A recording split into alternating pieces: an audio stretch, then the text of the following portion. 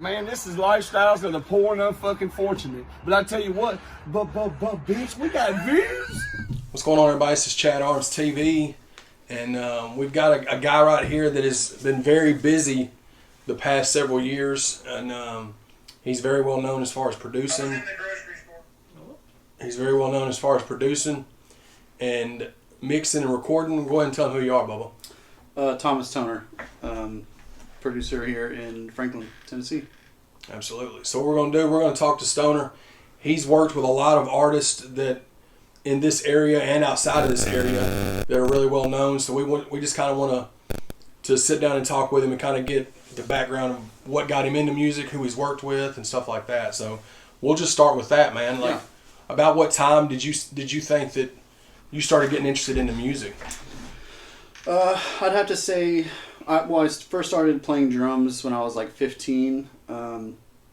Just like bands with friends, you know, nothing crazy. Just like learning how to play drums. I didn't really like grow up playing any instruments other than that. So, right. 15 years old, did that for a couple years, and then around like 17, 18, 19, I started getting into like recording and learning how to make tracks and right, stuff like that. And so after you got out of high school, you were saying, is that when you started to think, well, is this something that I really want to try to tinker with? Yeah, definitely. I didn't really know what I wanted to do, but I knew it was going to be music related just because I didn't really have that many other interests. I mean, I grew up like playing baseball and stuff, but I kind of knew that I wasn't going to go all the way with that. But right. I was like 19, and my girlfriend at the time, who's my wife now, was babysitting for like these two like Christian music producers. Mm-hmm. And she casually told them that I like started making tracks and stuff, so they had me come and like intern for them for a couple months, and then it worked out and they liked me, so they hired me. And I was actually going to go to music college, but then since they hired me, I was like, well, screw that, I'm just going to learn here. Right. And I did that for almost 2 years, and that's really where I learned like real recording. I was an assistant engineer, just all like the studio stuff, running gear, learning like console and things like that. And then when that ended, I was just back to square one of just being an engineer, right. Starting from zero. But that really like gave me the foundation that I needed to. Kind of taught you what. Oh yeah. Like I'm super thankful for that period, because I feel like that's what gave me an edge up on some other producers, just because I had like the live instrument experience, Right. Yeah. And just knowing what to do in the studio, Right. So okay, so that's cool. So you started doing that, and when would you think that you started to get into actual producing, as far as for other artists and things like that? Yeah, it was like, so I did that for 2 years, and then I went back to like working normal jobs, and then after that I was really just trying to make tracks and get my name out there a little bit, and then I met Jelly, and my friend Trey Cyrus introduced me to him. I just went out, like Jelly posted on Twitter about like a music video, like anybody come, and I was just like, I'm just gonna go and show up, Yeah. So me and my buddy Tyler, we just went and showed up, and then that was cool. We kind of just, nothing really turned out, and then maybe like a few months later, Jelly posted again on Twitter like, hey, I need an engineer ASAP, like emergency, So I was like, yo, like give me a chance, So I went to whatever studio he was at, and the like mic was just peaking like crazy. Like it was just terrible. They were having a horrible sound. No one could figure out. I don't know if they had an engineer or what, but no one could figure out why it sounded terrible. And I just came in a minute and just fixed it. And he was like, "Whoa!" Like Right. And then it was just history from there. Yeah. So you started producing. Did you start producing for Jelly shortly after that? Yeah. See, then I was still kind of like not really confident in producing. I was definitely like an engineer, but I did have some tracks. Like in that session I did. I brought The Thrill Is Gone and Bad Man's World, which were both like sampled tracks, but he really liked them, and so the first couple of projects with him, I like produced maybe a handful of tracks on the project, but it wasn't not the whole albums, Mm-hmm. But then once I started growing a little bit, then I ended up just producing pretty much all the stuff that he was doing at the time, Right. And so some of the first batch of stuff you did for Jelly, was it therapeutic music stuff? Yeah, the very first one was Therapeutic Music 4. Pretty sure. 4. And then yeah. 4, and then I think the next one after that was like Big Sal Story. Right. Which that one I don't think I only produced maybe like 1 or 2 tracks on that one, but I like recorded it, mixed it all, and then after that is when I started really producing more and more of the projects. Right. So I guess your story's crazy in the sense that you've worked closely with Jelly and Upchurch, correct? Well, was that later? That was way later. Okay, that was way later. So we're still on so I guess now we're still just on the Jelly portion where you was doing that with Jelly, and then you just continued to make more and more tracks for him. Yep, and then Lil White and stuff like branched off a little bit from Jelly, but always he was kind of the home team for that whole purpose, because we were kind of growing together. Like we lived together a little bit, we hustled, man, paid rent together, and the Whiskey Weed and Waffle House mixtapes, we for sure printed those up and just traveled around. I traveled with him for his shows and stuff. You recorded on the road, all kinds of stuff. So that was a good. we had a good 5-6 year run where it was just me and him doing that kind of stuff, and then. Right. Upchurch didn't come until later. Yeah. Okay. Later. Yeah. So the Jelly thing, it wasn't just necessarily producing. I mean, if you was on the road with him and hustling mixtapes with him and stuff like that. So that's something that a lot of people didn't know. I'm sure didn't know. Yeah. I mean, you had to have been around to know, really. But we just because at that time, I did work with a couple other people here and there, but I always knew that Jelly was going to be huge, and I knew that the connection that we had, it was just like an undeniable connection, and the sound, whenever we did stuff, and still to this day, like whenever we do stuff together, I feel like it's both of our best stuff, and we just have a good chemistry, and so we were both broke and just hustling features to pay rent so that we could record, you know what I'm saying? That kind of stuff, Yeah, for sure. And then just getting it out the mud. Yeah, exactly. Yeah. I mean, the definition of, for sure. But So that's cool. So when did you start to see that take a turn as far as, okay, we're really onto something here? Did you see where it hit a... Yeah, no, there was definitely a turning point. I mean, I always kind of felt like we were onto something from the beginning. That's why I really stuck with it and just invested everything into it. I've never been like one to like open the studio to just a whole bunch of people. I mean, there was a time where I would take as many gigs as I could just to pay rent and stuff. Right. But I always knew that like investing in an artist that you believe in will be better in the long run than just being an engineer for a studio, Right, yeah. But I can specifically remember like probably Whiskey, Weed, and Waffle House. The moment that it was on Jimmy Fallon, I remember that was like, dude, this has become real now. Like it's exceeded just Nashville. Yeah. You know what I mean? And I would say that was probably the moment that I knew that like, oh, dude, we're really onto something. We've level jumped. Yeah. Yeah, totally. Not knowing it just happened. Yeah. And so then that after Whiskey, Weed, and Waffle House, what was there other projects after that you were doing? Because that's when he started to. Shortly after that is when he kind of started to change the style up. Yeah, and we did that together. I feel like I always encouraged him to sing because, I mean, Jelly, he'll be in the studio singing just random songs, Yeah. Like, dude, you could really sing, man. And he always kind of had a melodic thing to, like, his choruses and stuff. For sure. But I feel like I really pushed, always like, yo, sing that, man. Sing that more. Like, singy, Yeah. And so after that, I'm pretty sure it was like Sobriety Sucks, Therapeutic Music 5, and then Addiction Kills. That's when you really started. Therapeutic 5, I think, is where you started to sing, because that's what had like Smoking Section. Yeah, Smoking Section. Yeah, and that's when things started to. When he didn't rap a lot on that album. Right. I mean, he did a lot of singing, and that's what we talked about off camera the last time I was here about it. When it definitely like singing almost all the choruses. Yeah. Yeah, and I just knew, I'm like, dude, this is going to transform into his sound. And we always talked about, like, eventually he's going to do albums with no singing, or no rapping, and looking now, he's done that, so. For sure. It's coming to fruition, for sure. Yeah. So that, around the Addiction Kills, yeah. You produced a few tracks on that album that were really big records. Yeah, right? yeah. I think I did. If there was 10 songs, I probably did 6, and I think Sonny did like 4, 3 or 4. Yeah, because you did Only, right? Only, Wheels Fall Off, Heaven. Yeah, you did several on that record. Yeah. And Only, I guess, would you say that would be the biggest one? The biggest one? I think it had the most impact. To this day, I still see people saying, like, you know, on Facebook and stuff, like, what's your favorite Jelly songs? That's definitely one of them that gets repeated a lot. Really, that album was, I feel like, another big milestone. Yeah. Of like, okay, you know, next level. We've gone to the next level. Yeah. So, yeah. And I think that was 2015, 2016, around that? That's a good question.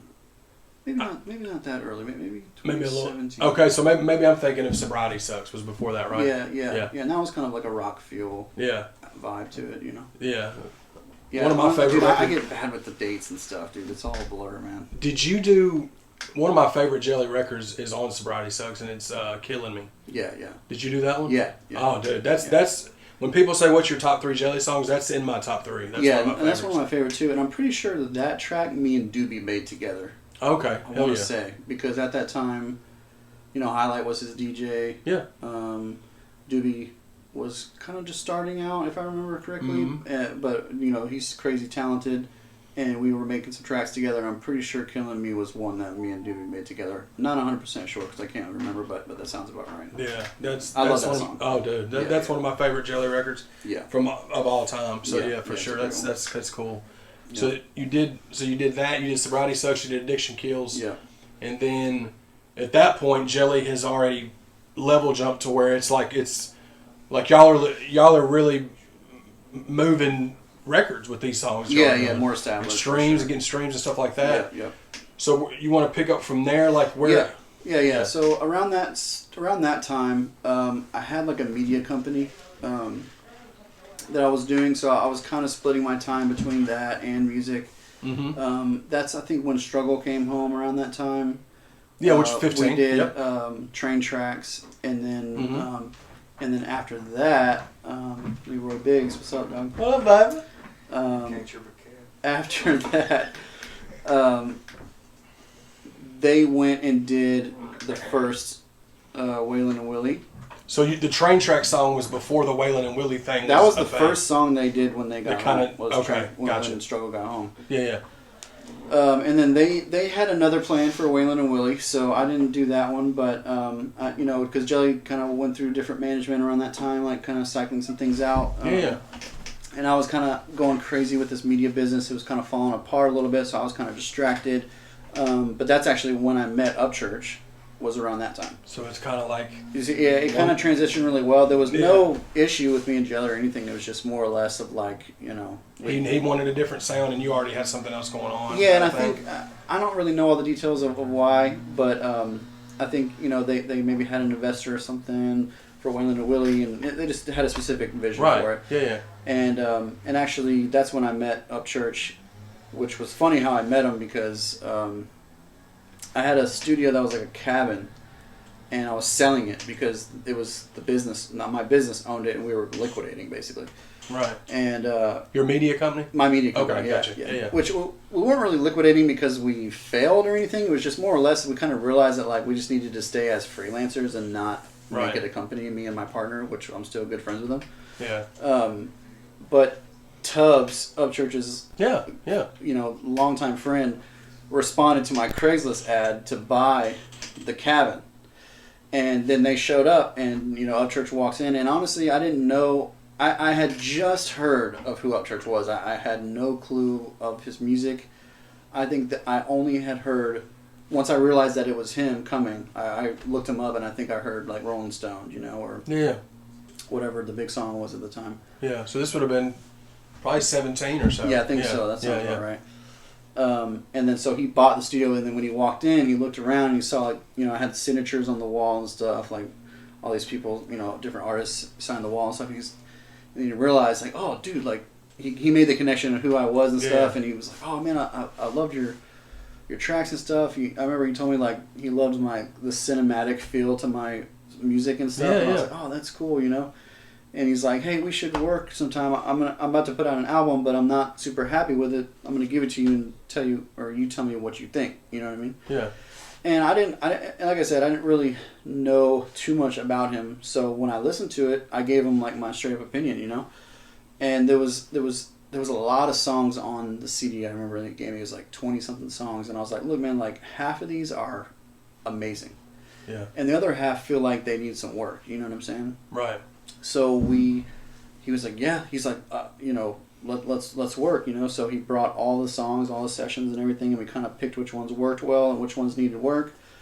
And then that became King of Dixie, which was the first album that I did with Upchurch. And you produced the whole. Well, me and Bandplay. So Okay, like gotcha. Bandplay, Gotcha. he was a great producer. Yeah, for sure. Produced all that for him, and it seemed like all the bangers stayed, and then all the ones that maybe they built from scratch, we kind of reworked a little bit. Right. Since I have a little more of a live instrument feel to my stuff. Yeah. So me and Bandplay produced that together. And I feel like that's still one of our strongest albums because people still love that one. And then that was the first one I did with. What was some of the songs on that one that you really liked? My favorite, which is still one of my favorite songs I've done with Upchurch, was "Living in a Country Song." Oh yeah. And yeah.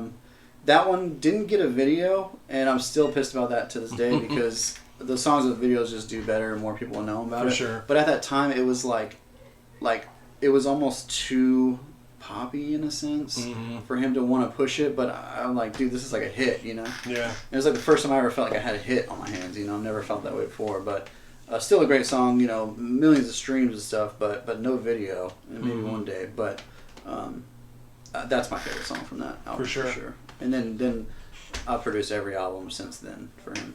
Oh, every single one? Yeah. Okay.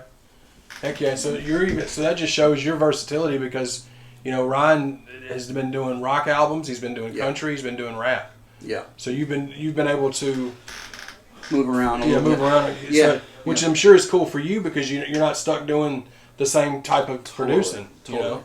That was essential for me, and that's why we clicked so well, and that's why me and Jelly clicked really well too, is because he jumps around sound wise too. But you know, just whatever mood Upchurch is in that day is what song we're gonna do. Yeah, and I'm able to kind of like roll with the punches and not get stuck like, oh, we're only doing rap, we're only doing rock or whatever. So we're able to jump around, you know. Which is cool. That's one of my favorite things about Upchurch is that we could almost do any genre that we really want to. For sure. And pretty much pull it off, you know what I mean? Yeah. So after you did that one, you just basically had just been producing all Ryan stuff, which is really taken off. And then have you produced anything for Jelly since that time? Yeah. So the Goodnight Nashville project that we did, there's a handful of songs that we did on that. Okay, because that was like that was the Nashville rap style album that he did. It was. And so some of those songs, I think, like I don't remember exactly what happened, but we had a batch of songs, and then I gave him all the files, and he finished producing it essentially. So it's not 100% me, but but you helped produce on the record. I started them. Yeah. There's probably 5 or 6, I think, maybe on that one. And then since then we haven't done anything until this new record that we're working on now. Absolutely, which is awesome. going to be a banger for sure. Yeah, definitely. So just in time, just with Jelly and Church alone, you've also worked with a lot of other artists. Yeah, you know what I'm saying. So you produced, which we'll get him in here in a few minutes, but you produced Leroy's first album, full length album, and you and him you're doing half of the new album coming out. Yeah, but you've also worked like. You've put out solo like projects that you've done like this, all StoneBaby sounds. Yeah. So aside from Jelly and Upchurch, you know, working with them allowed me to be comfortable and be almost picky about what I do on the side because those artists, they take a good chunk of my time, you know. Yeah. So luckily and fortunately, because it wasn't always this way, I'm able to like pick and choose what I want to do. Yeah. Because those records that you built with them are doing really well. Have established a catalog for me. Yeah. So aside from that, you know, a slew of smaller artists that I believe in, you know, that do really well. Yeah. And some bigger ones too, you know, not all small or anything, but you know, Demon Jones, Adam, I did the Upchurch album. Oh, cool. Yeah. You produced that whole record? Yeah. Yeah, that's cool. Did you do any of the one with him and Demon, or was that somebody else? Adam and Demon. Or didn't Church and Demon do one too? Church and Demon. Maybe they're just doing that was songs. Adam and Demon. Okay. And I did that one too. Okay. Yeah. Heck yeah, man. That was the Crazy White Boy one. Yeah. Yeah, I did that one too. And then just a handful of other artists. Chuck UV, I've kind of like been developing the last couple of years. Yeah, for sure. Leroy. You know, because before we did Leroy's album, I don't think he had ever really recorded. No, I mean his story. Like when I first met Leroy and we did a sit down, he said that he wasn't even writing his music. He was just freestyling. Yeah. He said the first 2 albums that he just pretty much. Yeah, well, I remember the first couple of songs we did. I'd get him a beat or something, and he would just rap all the way through. Yeah. And I'd be like, all right, well, we gotta chop this somewhere and add a chorus. And he had never done a chorus before. Yeah. All right, this is how you do a chorus. You gotta get melodic. You gotta get a hook to bring people in. You know. For sure. So you've just been kind of developing people on the side like that. You know. Yeah. And then you mentioned like the StoneBaby sound stuff. Yeah. What made you want to start doing that? So that was about like 8 months ago or so. I was like, I'm gonna do like a DJ Khaled style project where I've never asked favors from any of these artists that I've worked with, and I'm like, you know what, I'm just gonna ask them all to get on it. You know what I mean? Yeah. So I finally cashed in some of my favors, and then also, I got a couple features from artists that I don't work with, that I just like. Yeah. Jaron Benton, Chris Calico, a couple other guys. And just put it together and tried to make it like super different and not like what you would expect if you saw the names next to each other, and then you listen to the song, you'd be like, oh, that doesn't sound anything like I thought it was gonna sound. Yeah. And I did that, and that was tough, man. That was hard because I was the artist that time and not just the producer, so it was a lot more personal involved, and you want it to do really well. You're glued to the numbers and things like that. Yeah. So there's a lot of lessons learned with that, which was great, and I'm super happy with how it came out. I can really stand by it. And then since that project, I did 2 other singles. Like one was a remix to one of the songs. Yeah, Devil in My Ways. Yeah, banger. Twista Ritz on it. Yeah. In Upchurch, and then the last one was Nine Clouds, which was Dizzy Wright, Upchurch on the Hook, and Recognize from like Strange. Which is such a cool combination. Dude, honestly, I listen to that song almost every day because I just personally love that song. Yeah. It's clean. It's like a banger. My kids love that song, but it's got such a cool, like, swaggy vibe to it. Yeah, for sure. And then now I'm working on, like on the Bridges project, there was, like, 3 instrumentals.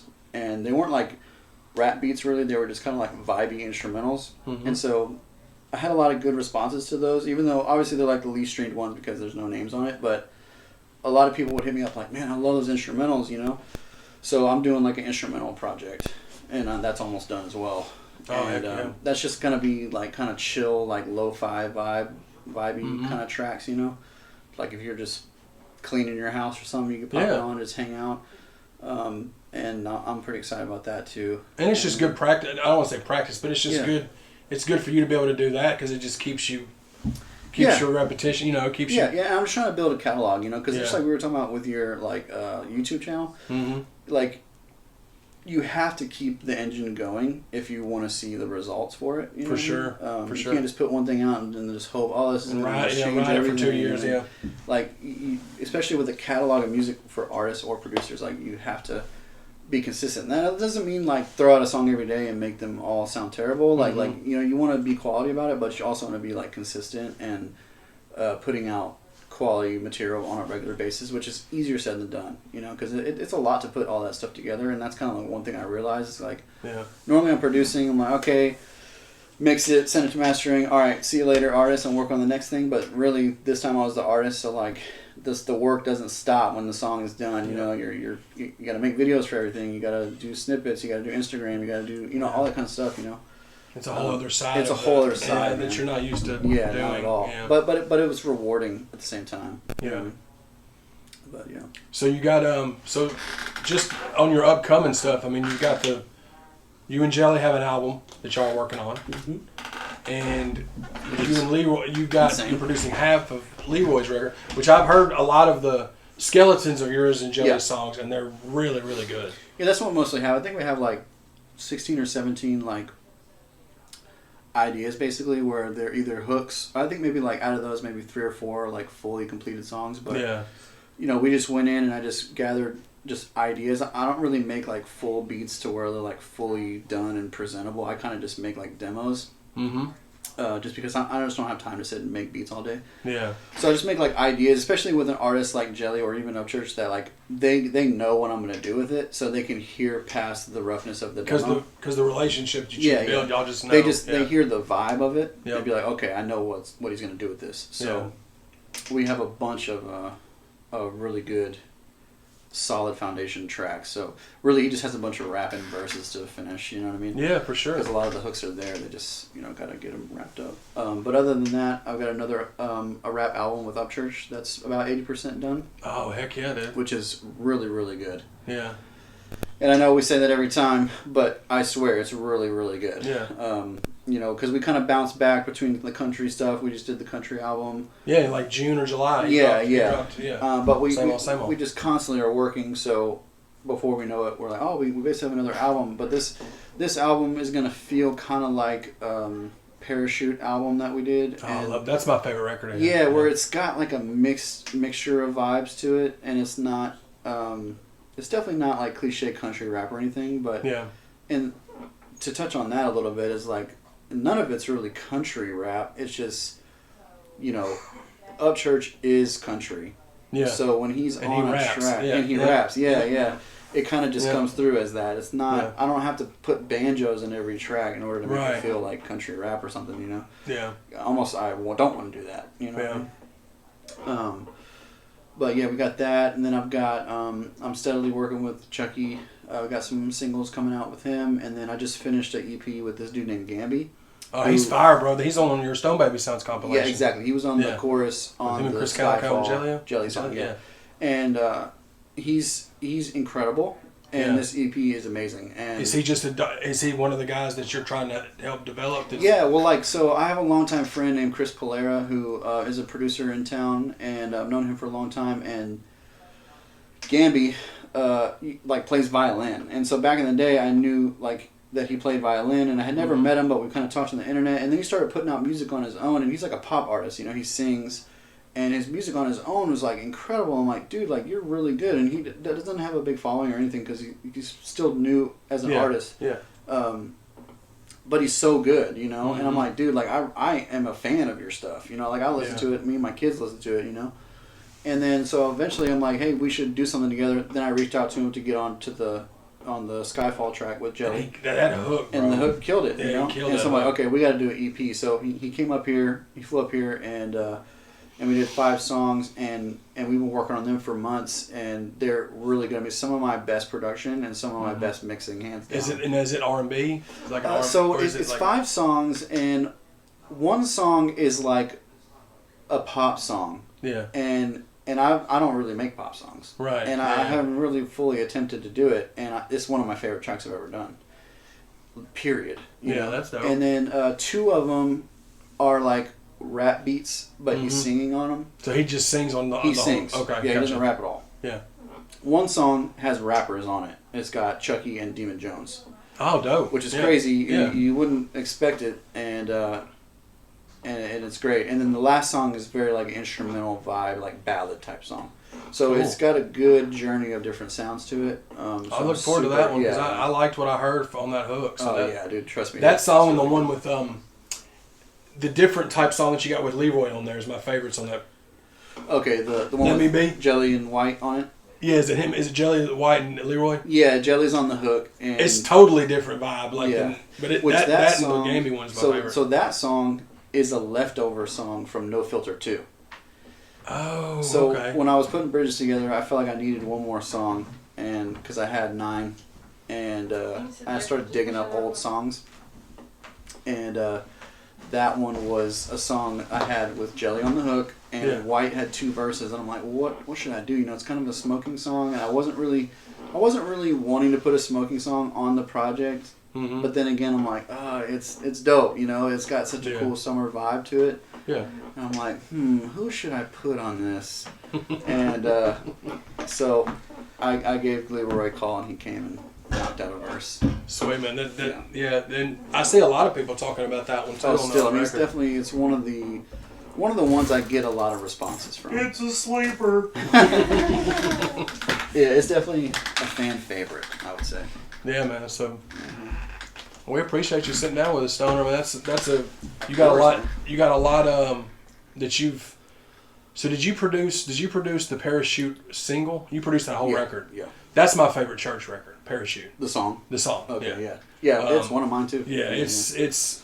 So that's it's like that's kind of awesome. a poppy song. No, for sure. Yeah. I like mainstreamy Philly stuff. I'm trying to get a Grammy. You know what I mean? For sure, man. Well, it's so definitely a talent. I'm always pushing sure. Upchurch to do the poppier stuff, just like the Nine Clouds, like the hook on that. Like that's poppy too, you know, because he's good at that. And Recognize and Dizzy are both so dope too. Oh, for sure. In their own right, and that was just a good. And I love the Devil on My Waist remix, man. Yeah. I thought that was a combination that Demon, Twista, Ritz, and Church, like that's. Yeah. You really did. You really were on your DJ Khaled shit, except you actually produced all of the records too. Right. You know what I'm saying? Yeah, exactly. Not just instead of just like Phil Jackson did. Yeah. Like you produced it. Yeah, because that one, just the reason I did a remix of that is because Demon just killed that hook, and it's so outside of Demon's style. Yeah. You know, like his solo stuff is very family friendly, like not aggressive. You know. But then when he does stuff with me, he does like aggressive stuff, and it like turns out sick. You know. Was it like a violin that you had in there? So like that one little riff? That was like an acoustic kind of guitar kind of thing, but just filtered and stuff. And actually, that track I did co-produce with someone else. This dude named Jaded that I met on Instagram. Yeah. I don't really do a lot of producer collabs, but he hit me up and I saw some of his stuff and he was really good. So we did collab on that track a little bit. So he did like some of the drums and stuff, but yeah, so that's a great one. For sure. Yeah. So I milked it and tried, I had to do a remix on it because it was just too far. Right. Well, it worked out. I like the first version too, though. You know? For sure. Mercules killed it. Oh, yeah. Adam killed it. Yeah. Jaron Benton killed it. Yeah. So y'all stay tuned, man. He's got a lot of stuff in the works. Like I said, he's got the album with Jelly. He's got the rap album with Church. He's producing half of Leroy's upcoming album. And then you're going to be releasing singles with StoneBaby, sounds right? Continuing to do that. Leroy singles coming soon. He's always got to self-promote himself. He does, man. He does. Yeah, well, I appreciate you, man. Thanks man, for sure, dude. Word.